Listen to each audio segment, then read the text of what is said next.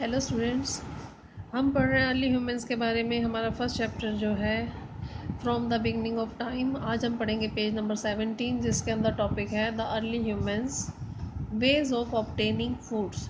जो early human beings थे वो किस प्रकार से जो भोजन है वो प्राप्त करते थे, इसके बारे में जो डिटेल है आज हम पढ़ेंगे। तो यहाँ पर सेकेंड पैराग्राफ से हम पढ़ना शुरू करेंगे। The early humans would have obtained food through a number of ways such as gathering, hunting, scavenging and fishing। तो ये तरीके बताए हैं कि कई तरीक़ों से जो अर्ली ह्यूमन बींग्स हैं वो खाना प्राप्त करते थे। मेन क्या क्या बताया है उसमें? Gathering, hunting, scavenging and fishing. Gathering would involve collecting plant foods such as seeds, nuts, berries, fruits and tuber. अब इसमें गैदरिंग के अंदर क्या बताया है कि प्लांट्स को इकट्ठा करना, प्लांट फूड्स से, जैसे कि सीड्स होते थे, nuts, berries, fruits and tuber वगैरह जो भी होता था वो ये लोग इकट्ठा करते थे। That gathering was practiced is generally assumed rather than conclusively established as there is very little direct evidence for it। ये जो गैदरिंग थी ये ज़्यादातर क्या माना जाता है इसके बारे में कि ये इकट्ठा होकर जो है ये गैदरिंग जो है वो किया करते थे, क्योंकि इसके जो एविडेंसेस हैं वो बहुत ही कम मिले हैं। While we get a fair amount of fossil bones, जब हम जो है एक इनके फॉसिल बोन्स के बारे में जो भी हमें मिली हैं, fossils plant remain are relatively rare. लेकिन जो फॉसिल के जो प्लांट हैं, प्लांट फॉसिल जो है वो हमें बहुत ही कम मिली हैं। बोन्स के जो फॉसिल्स हैं वो हमारे पास काफ़ी मात्रा में हैं।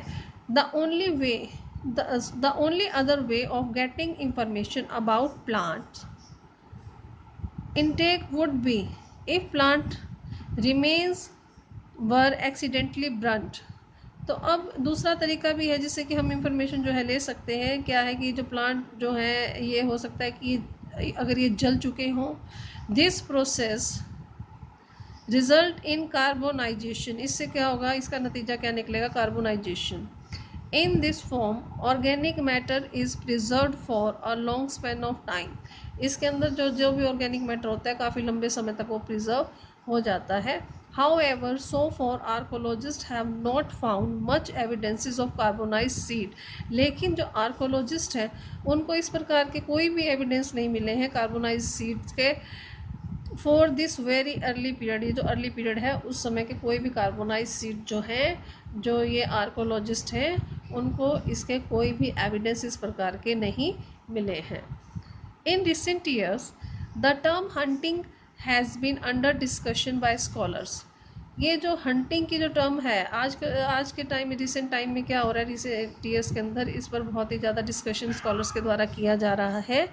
Increasingly it has been suggested that the early hominids scavenged a frost for meat and marrow from the carcasses of animals that had died naturally or had been killed by the other predators। अब ऐसा भी कहा जा रहा है कि ये scavenging करते थे। स्क्वेंजिंग क्या होता है कि भाई जो मीट को उतारना, ये कैसे, मतलब कि स्क्वेंजिंग करते थे मीट और मैरो का उन एनिमल से जो या तो नेचुरली मर जाते थे या उनको जो कोई दूसरे प्राइडेटर बड़े एनिमल्स होते थे उनको मार देते थे, तो उनसे जो है स्क्वेंजिंग करके ये मांस को प्राप्त करते थे।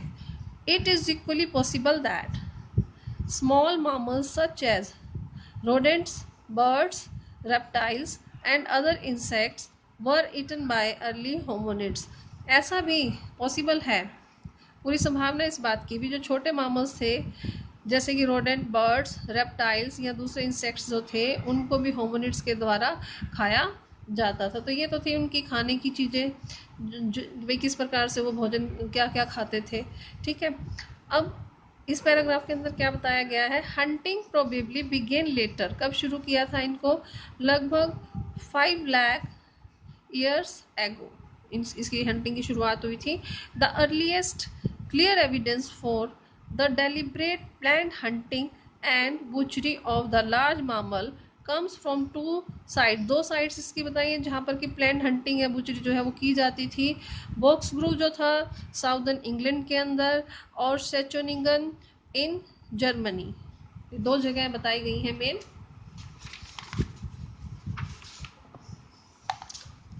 पेज नंबर आपका है 18। फ्रॉम अबाउट 35,000 ईयर्स एगो, लगभग 35,000 साल पहले, there is evidence of plan hunting from some European site. जो कुछ यूरोपियन साइट्स हैं वहाँ पर कुछ प्लान करके हंटिंग करने की कुछ एविडेंसेस मिले हैं। Some sites such as Dolni Vestonice, जो कि चेक रिपब्लिक के पास है, which was near a river, जो कि एक नियर के पास रिवर के पास थी, seems to have been deliberately chosen by early people. इसको बहुत ही डेलिबरेटली चूज किया जाता था अर्ली पीपल्स के द्वारा। Heard of migratory animals such as reindeer and horses probably cross the river during their autumn and spring migration। जब ये जगह चेंज करते थे ऑटम और स्प्रिंग में, जब ये माइग्रेट होते थे, जो रिएंडर थे या हॉर्सेस थे, तो इनको रिवर क्रॉस करनी पड़ती थी। रिवर को क्रॉस करके ये दूसरी जगह पर जाते थे और इनको जो है लार्ज स्केल पर मार दिया जाता था, क्योंकि इनको ये पता होता था कि इसी रास्ते से बहुत सारे एनिमल माइग्रेट होकर दूसरी जगह पर जाएंगे, तो इनका हम हंटिंग बहुत अच्छे से कर सकते हैं और ज़्यादा मात्रा में कर सकते हैं। तो प्लान हंटिंग वहाँ पर पहले से ही की जाती थी। The choice of such sites indicate that, in ये जो चॉइस होती थी इन साइट्स की क्या बताती हैं, क्या दर्शाती हैं, that the people knew about the movement of these animals. जो लोग थे उन्हें इन एनिमल्स की जो मूवमेंट है उसके बारे में पता होता था कि लोग ये जो एनिमल्स है इसी रास्ते से जाएंगे। And also about the means of killing large number of animals quickly, और उनको ये भी पता था और इसी रास्ते से जाने वाली एनिमल्स को ज़्यादा संख्या में वो मार सकते हैं और बड़ी तेज़ी के साथ वो मार सकते हैं। तो इस प्रकार से प्लान्ड हंटिंग जो है वो यूरोप की कुछ साइट्स पर देखने को मिली है। तो ये तो था जो चैप्टर जो भी है अभी हमने पढ़ा, इसमें कि किस प्रकार से फूड जो है ये प्राप्त करते थे। तो आज इतना ही। इसको अच्छे से पढ़ना, कोई प्रॉब्लम आती है तो मुझसे डिस्कस कर लेना। Thank you.